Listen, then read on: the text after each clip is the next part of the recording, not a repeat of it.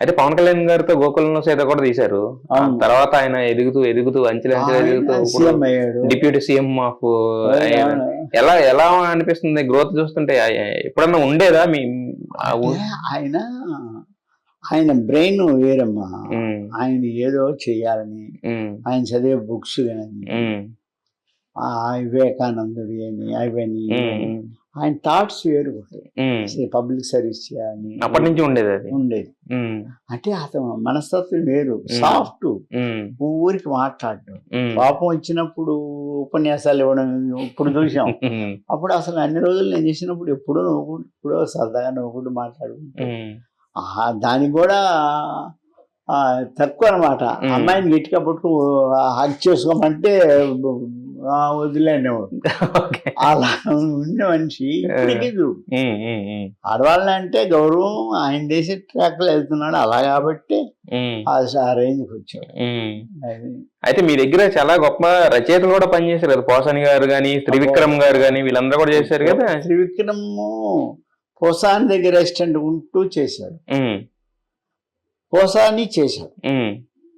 తర్వాత ఇక మధు అని వాళ్ళని వీళ్ళని ఉన్నారు. ఉన్నారు కానీ అంటే ఇప్పుడు అంటే ఇప్పుడు మీరంటే ఇప్పుడు మీరు కావాలని రెస్ట్ తీసుకున్నారు సార్. మిగతా వాళ్ళు అంటే అంత క్వాలిటీ ఆఫ్ రైటింగ్ రాలేదంటున్నారు కదా, మరి వీళ్ళ దగ్గర ఉన్న అంటే ఇప్పుడు పోసాని తీశాడు, ఉమ్, మళ్ళీ ఈ మధ్య ఏదో డిస్ప్యూట్ లో ఏదో ఒక రకంగా మానేశారు. ఉమ్, మొన్న గొడవల్లో ఏది వాడిని తిట్టి వీళ్ళని తిట్టి ఆడవాళ్ళని తిట్టి నానా పెట్ట చేసుకున్నారు. ఉమ్, ఇప్పుడు రైటర్స్ లేక కాదు, ఉమ్, మనం 10 మంది దగ్గర ఇంటే ఒకటి దగ్గర కథ దొరుకుతుంది. ఉమ్.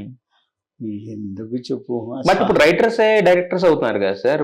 ఇప్పుడున్న డైరెక్టర్స్ ని తీసుకుంటే ఇప్పుడు మీరన్న బోయపాటి ఆయన కొంత రాసుకుంటాడు, ఆయన రాసుకుంటాడు, ఆయన దగ్గర 4 అసిస్టెంట్ ఉంటారు.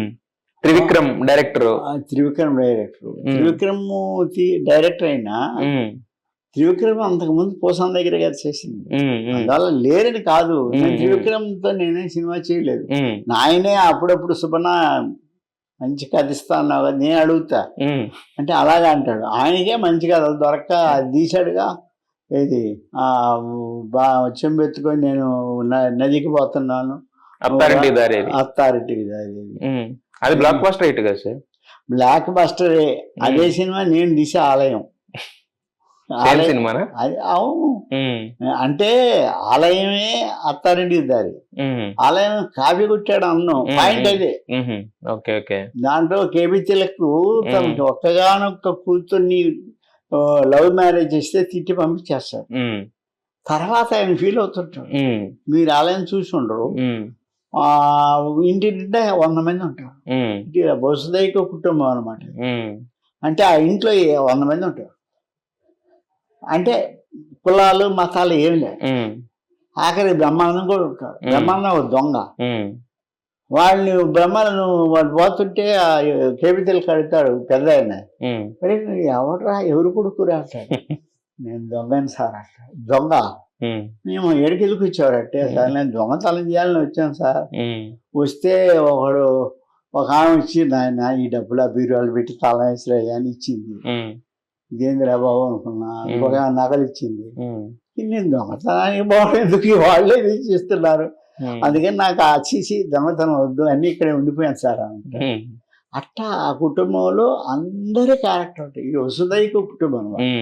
ఆ కేబీ తిలక్ కూతురు ఒకప్పుడు లవ్ చేసి వస్తే తిట్టి తరివేస్తాడు. ఈయన పెద్దోడు అయిన తర్వాత దిగులు పడుతుంటాడు. శివాజీ చేశాడు క్యారెక్టర్. శివాజీ ఏంటి తాతయ్య ఎందుకు అలా బాధపడదా అంటే, చిన్న పొరపాటు చేశాను రా, నా కూతురు లవ్ చేసి వస్తే నేను ఇంట్లో తట్టి వేసాను, అది కూడా ఉంటే ఎంత బాగుండేది, 100 మంది ఉన్నాము అంటే. అప్పుడు శివాజీ వెళ్తాడు. శివాజీ వెళ్ళి ఆ అమ్మాయి అతని కూతురు అత్తాడందో చూసి అత్త కూతురు లవ్ చేసి కూతురు ద్వారా అత్తకి కన్విన్స్ చేసి తీసుకొని వస్తాడు. అది ఆలయం. దాని తర్వాత వచ్చింది ఇది అత్తారింటికి దారి. ఏమంటా కాపీ కాదు, ఆయన ట్రాక్ అయింది, నా ట్రాక్ రాదు. ఓకే. మరి మీకు అంటే తర్వాత ఎప్పుడన్నా ఏదైనా సినిమాలో అనిపించినాయా అంటే మీరు అనుకున్న పాయింట్లు దగ్గరగా ఉన్న పాయింట్లు కానీ ట్రాక్? అయ్యి లేదు నాన్న, కొంచెం పోలికలు లేకుండా సినిమా ఆడిస్తాం. బ్రహ్మానందం చేసిందే కామెడీ కదా, కొత్తగా ఏం చేస్తాడు. అవునవును. అలా వస్తా ఉంటే పోతా ఉంటే